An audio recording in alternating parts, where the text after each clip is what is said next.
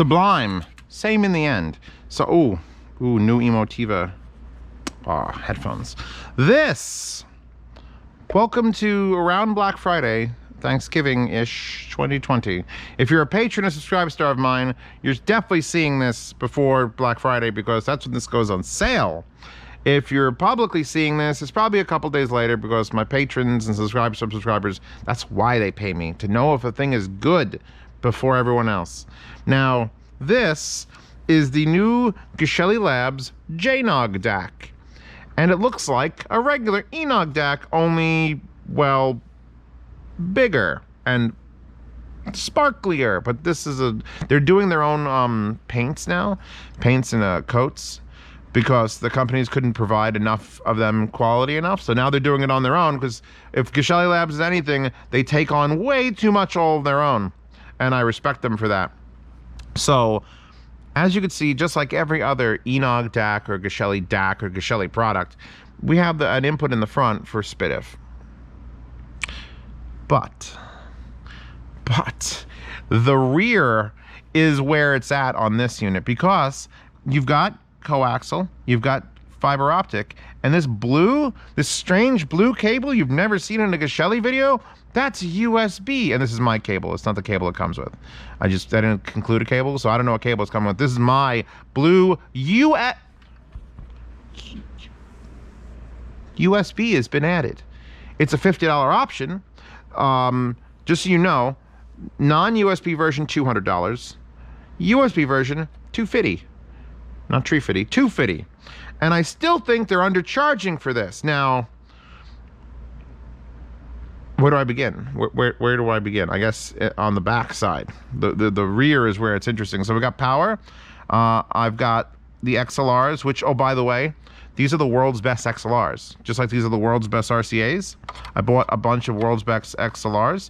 I bought a 4-pack of 4-footers for $50. And I've never had nicer XLR cables ever. I don't understand how they profit.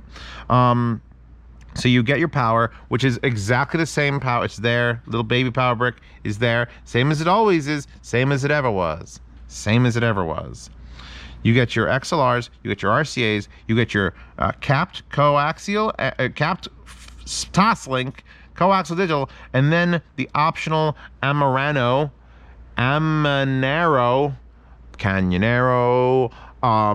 USB. And it pretty much broke Gino's heart, I'm sure, to have to put USB on it. But there was so much demand for people who just using a laptop and you don't have SPDIF. You don't have it. You couldn't. People who are there are people who are laptop users, like, or they couldn't, and they needed it and they couldn't. And so he said, okay, but if I'm adding USB, it's going to be the best fucking USB. So it actually, when I plugged it in, and this is my Windows 7 machine here, it didn't detect a new device. It detected the Audio God R2R because it's using the same Canyonero technology USB driver. So that's the R2R was not a cheap DAC. So the fact that it's using that implementation, and they claim, and I don't want to quote it because I don't remember from memory and I didn't reread it, that it's like one of the only DAC implementations with USB that uses like full linear 1 bit, like bit for bit perfect. I don't know. I don't want to misquote it, but apparently, if you're gonna do USB, fuck it, do USB perfectly. So plugged it in, just works. Sublime comes right on. I'm outputting both the RCA and the XLR to the FluxLab FA10 I was going to change it out because I just use this for another review. And I'm like, but you know what? That motherfucker needs the magic that this has. And this could be said that a lot of the current DACs have the ability to lower the output volumes. Like they have volume controls, D90, whoop, flies down, or with the other DACs that have volume controls, like Topping E30 have volume controls. And the Geshelli Labs has a quote-unquote volume control, because they've always had it, and it's just the ability to hold down one of the buttons, and it has 3 stages. Full voltage output, less voltage output, I don't want to say specifically if it's half, but it has 3 gain stages. And currently, it is on the lowest outputting voltage, because the FluxLabs is 16 watts a channel. And when you plug in headphones, especially delicate headphones, or easy to drive headphones to something that's 16 watts a channel, you tend to have heart palpitations because, oh fuck, please don't blow it up. So you can lower, like, why is Telegram doing things? Hold on, Telegram needs to not be open right now. I've literally lost my entire train of thought. So having this, you can lower, like foobar, you can lower the digital volume down to sort of like limit what your DAC outputs to your amp. The problem with that is when you lower digital volume down, you're actually taking bits away. So if it's a 24-bit source, as you lower the volume down, it goes from 24 to 23 to 23 to 23 to 21 to 20. And that can be fine if you have a 24-bit source. But if you have a 16-bit source and you start lowering the digital volume down, because think about it in your head. Think about this in your head. Let's think about it backwards for a second. This is an analog amplifier. It's taking a voltage in and it's amplifying the amperage behind the voltage to make it go out. So if you limit what goes into it, you limit what comes out of it. And it corresponds. But how the fuck with USB and analog outputs, so digital input and analog outputs, how does lowering the output of your foobar make the analog voltage drop? And the way it happens is, and I learned this from Northwest AV Guy's blog, it literally just starts removing bits, so it actually puts like, it does weird shit that removes quality from the actual digital output to lower the output gain. Because you're not lowering the voltage. The computer is not smart enough to tell the DAC to lower its voltage output. You just start chopping away at it's super fucking weird, and I really wish I understood it better. But then again, you know, who needs to? So having the ability to physically lower the analog output of a DAC, which again is super like common in most, like the musician can't do it. SU9 can do it. Things that have a volume control could do it. But this is one of the cheaper ones that can do it. And I have this on the lowest gain stage so that I can run this on the lowest gain stage, and at 2 o'clock, that's 3 o'clock. 3 o'clock. So barely like there. If I hold this button down and it blinks, and now it's 2 blinks.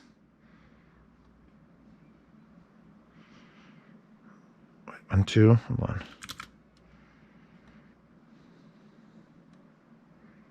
3, lowest blinks. Hold on, going back to this. Yes. If I hold it down for a second, blinks once.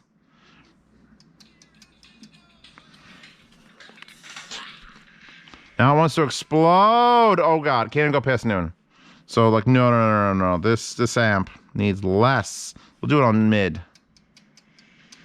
Nope, we're not gonna do it on mid. We're gonna go all the way down. 3 blinks, lowest possible gain. Still gets loud as shit, but I have so much more freedom of movement. That's always been one of the things that I liked about Geshelli's stuff, is that you can, especially like on the Emotiva A100, which is like the 50 watt per channel speaker amp that'll put out 8 watts a channel out, you could just like knock it down to medium gain, so you have a little more volume control. So let me just get how it sounds out of the way. I'm gonna have a hard time telling this apart from, let's just say, much more expensive DACs. Not that expensive DACs necessarily means they're better. Just want to point that out. Everyone's like, oh, it's more expensive. Obviously better. Stop. Don't do that in audio. That is not the right thought processes in audio.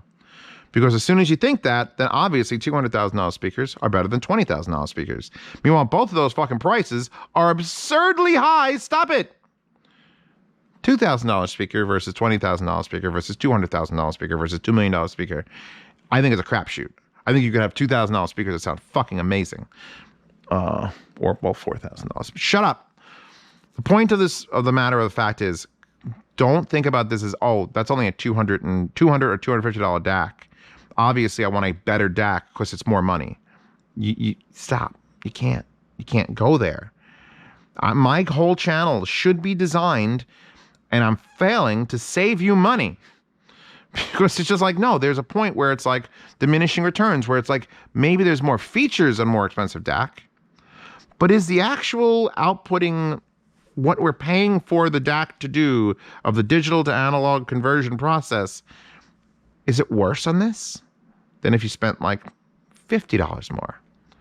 Because there are people, I know there are people who think if a DAC is $250 and then there's this other DAC that's $260, obviously that's 10 times better. And that is, holy fuck, not how things work. And in audio, I've listened to $2,000 pieces of equipment that sound worse than like $200 pieces of equipment. That's why reviews are important. That's why looking at people's understanding of it that have used it before you is important. And I'm telling you that it's just like, this could be, I was using this DAC very satisfactorily upstairs in the great room, feeding the fucking audio valve Solaris because I didn't want to run USB to my TV so I could roll it around. So I was feeding it from the audio hat, from the Pi 2 AES into this, through coaxial digital, into XLRs, going over to my audio valve Solaris, $5,000 German tube amp, even though that has a built-in $1,000 DAC, and then pushing that through RF7s, the biggest towers Klipsch makes. And I've never been happier. So it's like, yeah, that's, I personally, my whole chi is found by finding the cheaper, more affordable units that can compete with the more expensive Insano units. Like I love, like the Musician Pegasus is fantastic. It's $1,100. If I have one, I'll use it. But if you said, all right, everything's going away unless you pay full price, Zeos, pay full price for this thing, I would kind of go, I don't know, because this is $250. Or actually, I wouldn't even. Would I need the USB one? Yeah, maybe I could use USB for DSD and all that to come. But you know, for $1,100 and $250, like I'm cheap as fuck, and I try to inspire other people to be cheap as fuck. But you can't think in that, like, no one should be put down for finding the best way to do a thing, the cheapest or most affordable way possible, especially if you blindfold people and they can't tell the difference. So how does the JNOG sound? Pretty fucking good. The only thing we have to talk about is how you control it, because Sherry, Gino's wife, the one who emails me and talks to me directly, was like, it's so confusing. And it's not that confusing. It's just a matter, it's like when you played your old Atari 2600 and you had to like hit the button a bunch of times for anything to happen. But not that button, this other button. But then you hold that button down, but then press it because you got to reset. So it's very much like that. Now there's 4 status LEDs, and I actually have a conversation up with them, which was just in Telegram. And where the hell is Geshelli Labs? There they are. So here, she wrote it to me. Attaches an image showing the LED situation. Top left corner is a power indicator, so there's that. The bottom left is the sync indicator that will illuminate when audio is playing, so that's lit up right now. The right side shows you which port is selected, so the entire right side shows you which port is selected. Top right will be the toslink channels. 1 blink equals rear, 2 blinks equals front, because it's trying to indicate front and rear. Bottom right will be the coaxial channels, 1 blink rear, 2 blinks front. If both are on, then that indicates USB mode with 2 blinks. The power button, left button held down, will shut off the device. We obviously know how to turn off power. There you go, it's off. Turn it on. It's waiting, it connects. Boom, it's done. If tapped, it'll shortly cycle through the LEDs when you have like purple, which is red and blue, or just red, or just blue, or nothing. I like purple. Although I will say that they offer different cover choices. This is the clear one. I had one that was purple, which was nice, or smoke. I'm sure they're going to offer the smoke version again. And I don't, like, that's way, before the LEDs were sort of like in the back of the unit, and it sort of just lit it up. But even like real low down on my desk, it's just like right in my eyes. So you either have to, I would highly recommend the smoked one, or they have to move those colors. First of all, it's a bigger box. They should have multiple around. But I think they're not fucking around because they don't want to ruin they don't want to have these colorful LEDs ruin any sort of part of the signal path and processing. So the fact you can just like turn them off, if you want to turn them off, you could backlight it with, they should have like a row of backlights. Or anybody out there, and I will suck the D of any DAC manufacturer, because they're not, if they put VUs, whether they're just analog VUs just to show the signal is going, that's like super high end. But even just like LED strips, I know Geshelli used to have Their volume indicator was a big long LED strip that went up and down. I was like, ah, it's the greatest thing ever. And then they removed it because it was noisy. It introduced noise. So, I mean, if someone could figure out how to do like VU stuff in DACs, I'd be super grateful for it. So basically, I just explained how the buttons work. And let me tell you how I make the buttons work. You plug in the source. I'm assuming you're only going to have one source, in this case USB. And you just press this. And if it doesn't light up, if music doesn't come out of it, I'll keep trying. No. No. There you go. Because that one lights up, it's got signal. Just press the button. It's not complicated. Just press the button. Keep pressing the button. Keep pressing the button until sound comes out. If sound never comes out, check your connection. The end. That's it. I just went through the entire, I went off of USB, I went back coaxial, back SPDIF, front coaxial, front SPDIF, USB. That's it. It's five things. It goes around 5 times. It's not that complicated. To change the power output, like the actual voltage that I was talking about, you hold that input button down. 1 blink. Maximum output. Hold it again. 2 blinks. Medium output. Hold it again. 3 blinks. Lowest output. That's it. That's all you need to know to run a Geshelli DAC. Is just hit the buttons until it makes go. And if you want it to be quieter, hold the other button. Let's swap out. Because I love these Emotivas. I would love to put them on that, but I feel like that Chrysonis is not mine, and I don't want to do that, so I'll put you there. Let's plug this in, because here's a very sensitive set of headphones with the balance connector on it, even though I'm not sure if this is balanced. We're on the lowest gain. Strapping these on my head. Junkie XL Escape from Mad Max Fury Road is playing, so if it gonna fail big.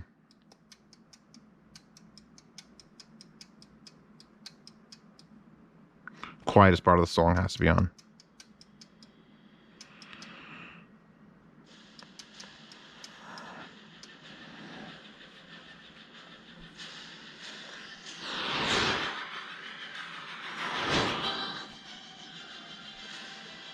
I'm actually at 3 o'clock. These are more sensitive because they're related to Civica Phoenix than my 909s, which is wild to think about.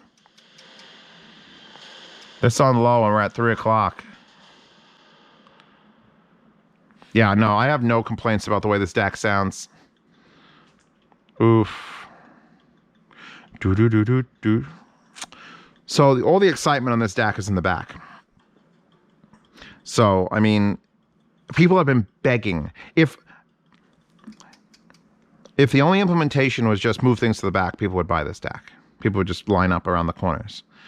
But they've made improvements to the design, improvements to the functionality, and you have the ability to add a USB now. So this is the next gen. Now, there is a new amp coming out also, which I don't have here, but going to be here, and it's not going to be more expensive than the Erish. I think it's going to replace one of the lower models. It might be like 140, which I still think Geshelli is undercharging for every one of their products. If they're not making 70% profit on their products, they're undercharging. What? Yeah, okay, stop. Don't do things without me telling you to do them, please, Flux Labs. Jesus. So yes, Geshelli JNOG, USB version 250. I think, unless it's on sale for, you know what, might be on sale for Black Friday. Those might have been the final prices. Check it out. If you're a patron of mine, you're seeing this, and you're a very small group of people. If you're in the $10 chat, you're probably seeing this before I even made the links up. But then again, it may not be out yet. Well, whatever. You'll be fine. I feel like I haven't given you all everything, unless every pair of headphones that's on the desk at least plays a song. Wait, did I pause it? 5XX, by the way. Of course, it's always the end of a song.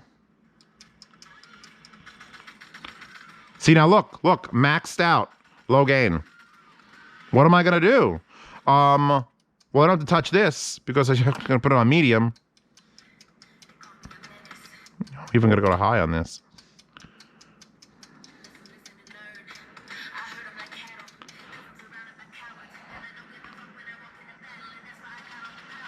Actually, this might need I'm gonna take it off high gain because that's dumb. That's full. Go to medium output on medium gain. Oh yeah, there it is.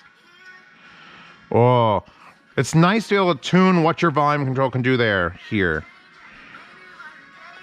And with fixed outputs, when you do like a volume step, I think the way they do the volume on this is a little bit more like purposeful. Like it doesn't use a digital squelching. It's just this is the new circuitry is now going. We go up to. I'm gonna go up to full. We're gonna see how this reacts because I think I haven't tried these 5XXs. Are you having a fun time?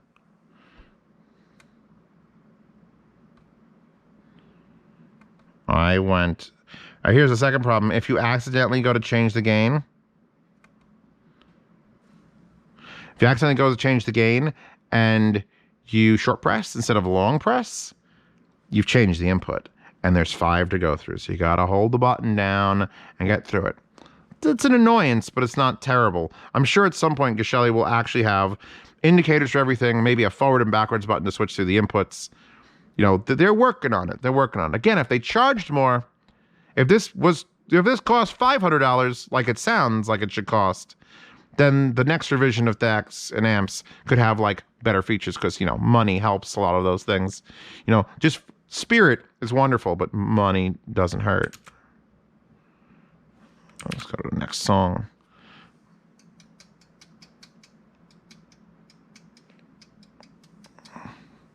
Did I screw it up?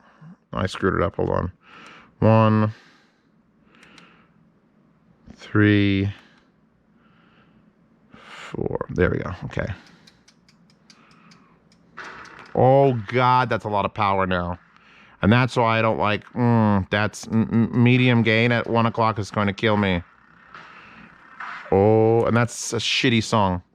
But Butthole Surfers is never shitty. Zeos! You can't link Butthole Surfers. But considering we're going with like a rear end theme for this entire fucking review, I'd say it's a good place to end it is on Butthole Surfers. God, 5XX are so good. Dream last night. Why are my job sucks. Everything's so good. Everything's so good. I have nothing to complain about anymore. I'm just gonna retire. I'm just gonna put up a blog, and it's gonna either be a thumbs up or a thumbs down. That's it. The whole blog.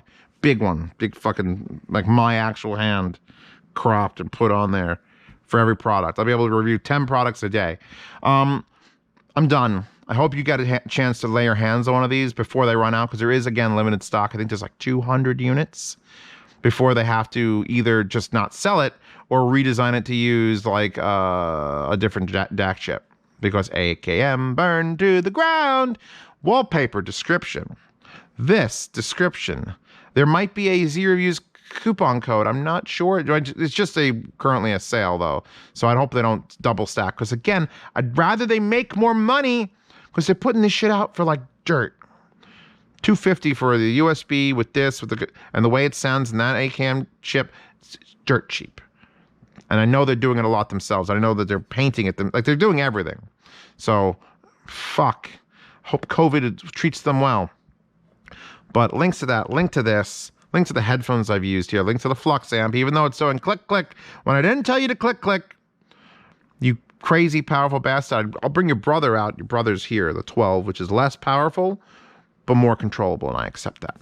Although I did say the volume knob on this actually works better. So links. Patreon and Subscribe Star. The people who I'm probably talking to when this is available are my patrons and Subscribe Star subscribers. And I know, like, I'm not costing Geshelli any sales right now by not releasing this publicly on Black Friday or Cyber Monday, because literally my $10 Patreon chat, which is the next tier up to let you in the behind the scenes, I've been feeding them details on this because that's what they pay me for. And there's already like 15, 20 people in that chat that are like, I'm buying one as soon as it comes out. As soon as it comes out, I'm buying one. So there's 10% of the stock gone from just one place. So God knows how many of my regular patrons are going to pick them up. So by the time my video comes out publicly, and then there's random people of the internet go and find it, there might not be any left. And I apologize, this video is then useless for you. But we could all understand one thing. fire safety is important. Zeos, link to smoke detectors in the description, because ACAM's factory burned to the ground, and I don't know why a modern technological place would burn to the ground, but fuck. So yeah, wallpaper, this, that. I'm done for today. Thank you, Geshelli Labs, for sending this to me. I hope you have more color choices for other people. Like, I love my purples, and I love my Irish purple, and I just love purple, and I like the purple, and the chickens.